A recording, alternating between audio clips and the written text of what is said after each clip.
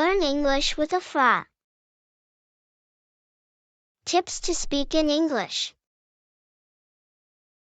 Good morning, teacher. Can you borrow me your dictionary, please? I needed to do my homework. Morning, Lisa. Are you sure you said that question correctly? Think about it. Yeah.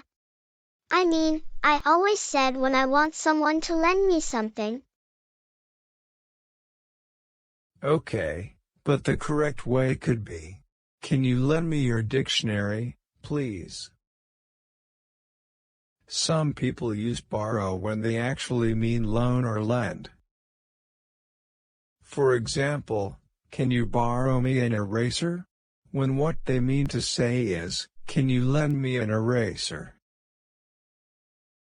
Okay, I understand. But what is the difference? I don't get it. In standard English, to borrow means to take something from someone, knowing that you will give it back. To lend or to loan means to pass something on to someone else for a short time. Okay, now I get it. Then, can I borrow your dictionary to do my homework, teacher? Very good. And no, I can't. I don't have a dictionary right now. Sorry. You don't have one? Me too. I have been looking for a dictionary the whole morning. Me too? I suppose you wanted to say, me either. Am I right? No, me too. Me too, I don't have a dictionary. That's what I told you. The difference between me too and me either is that one is positive, and the other one is negative. The positive one is me too. So for example, if you say I like traveling, then I will say me too. Which means I like traveling too. On the other hand, if you say I don't like extreme sports,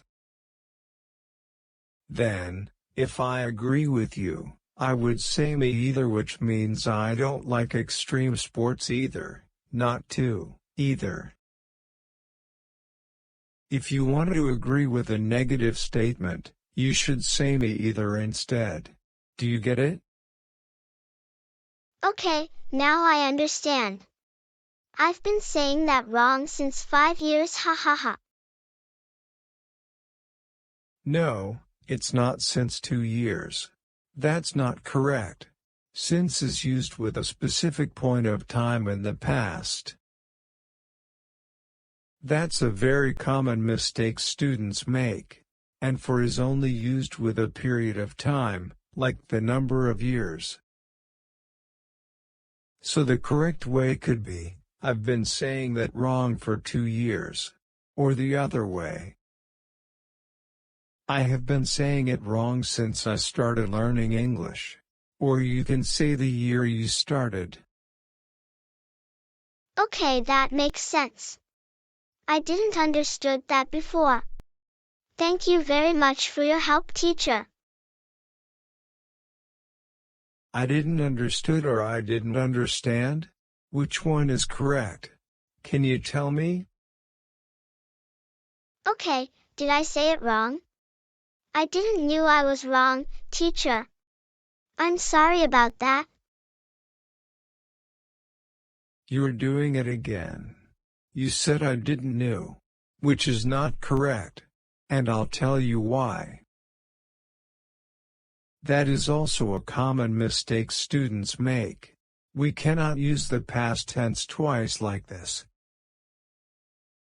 We've already made do and did, which is the past tense. If you already changed the helping verb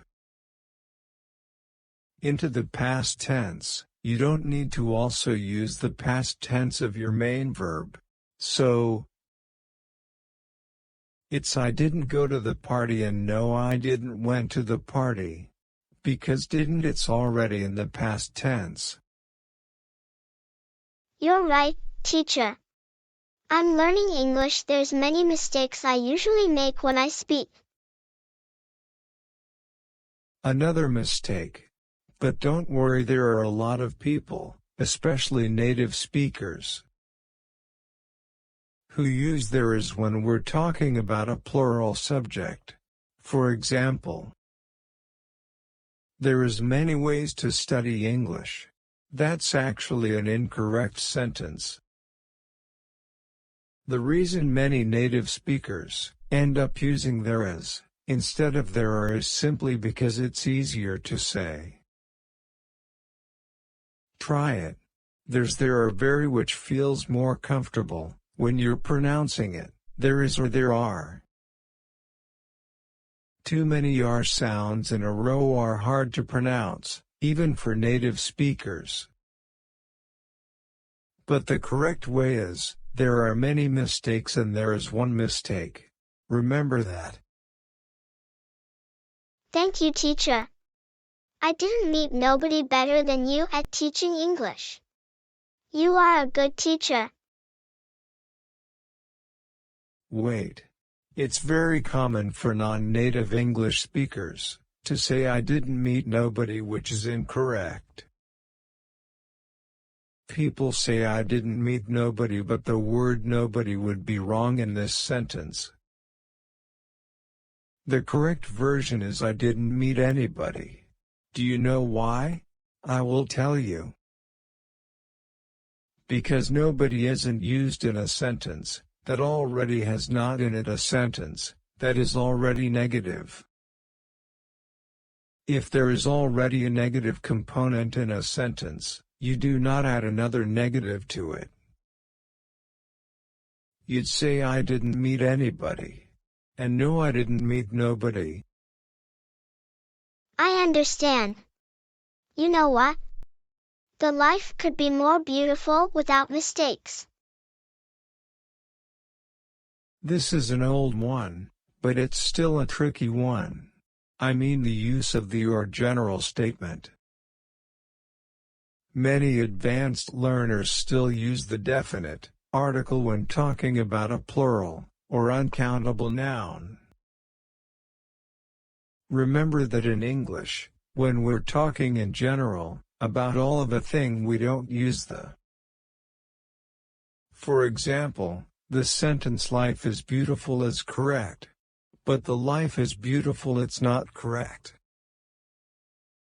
That doesn't mean we can't use the but when we do, we're being specific and only referring to one thing. For example, I'm reading about the life of Adam Smith. That's the difference. You're right, teacher. My friend, he told me I was making a lot of mistakes, but I didn't believe he. 2 mistakes. Another common mistake is repeating the subject in a sentence when you really don't need to. My friend, she is coming with me. We don't need to say she. We can just say, my friend is coming with me. If we talk about her again, then we could say she because we know who we're talking about. In your previous sentence would be, my friend told me or he told me, but not both of them. And the other mistake is, I didn't believe he, which is not correct. The right way it would be, I didn't believe him. Notice that I used him and not he, you see? Because him is the pronoun, we need to use in the object of a sentence. In the same way, you need to use him in the object, and he in the subject. That is the correct way. Fantastic. I'm learning a lot, teacher. Thanks for correcting my mistakes. It's my pleasure. But now you need to go to classes. It's very late, Lisa. Okay, I know. But can we do this again? Please? I'm sure I'm making many more mistakes. Of course. If you are making a mistake like me and want to improve their English skills, then subscribe to this channel in order to get such kind of video. And share this video with a friend.